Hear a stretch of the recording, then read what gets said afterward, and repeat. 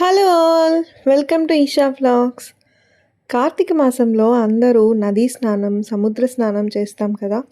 అదే అండి, వాపి కూప తటాకాలు అని చెప్పి ఎర్లీ మార్నింగ్ వెళ్ళి స్నానం చేస్తాం కదా. మేము కూడా అలాగే ఇక్కడ నదీ స్నానానికి అయితే వచ్చేసాము.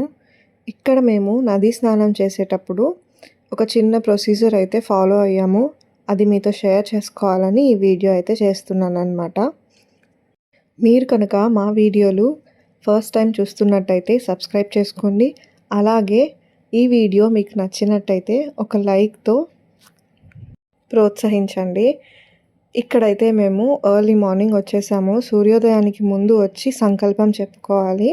అన్నిటికంటే ముందు ఫస్ట్ ఇలాగా ధనుర్బాణం అయితే వేసి ఇసుకలో దండం పెట్టుకొని శ్రీరాముణ్ణి తలుచుకున్నాము. ఆ తర్వాత అయితే సంకల్పం, స్నానం అవి చేయాలి. ఇది గీసుకున్న తర్వాత అయితే అక్కడ ఉన్న కొంచెం ఇసుక తీసుకొని చేతిలో పట్టుకొని అయితే సంకల్పం చెప్పుకోవాలి. సంకల్పాని కోసం నేనైతే ఒక సెపరేట్ వీడియో తీశాను. ఆ సంకల్పం పూర్తిగా ఒక 3 నిమిషాల వరకు అయితే ఉంటుంది.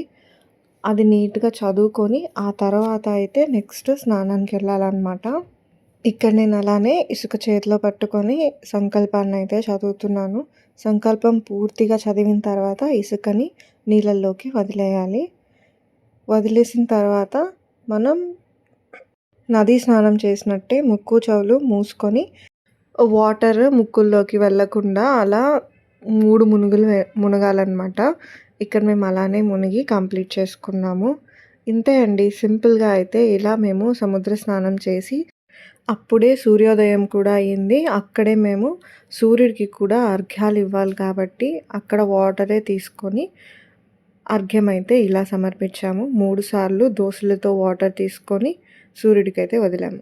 మీకు ఎలా అనిపించింది ఈ వీడియో? ఖచ్చితంగా కామెంట్ సెక్షన్లో చెప్పండి.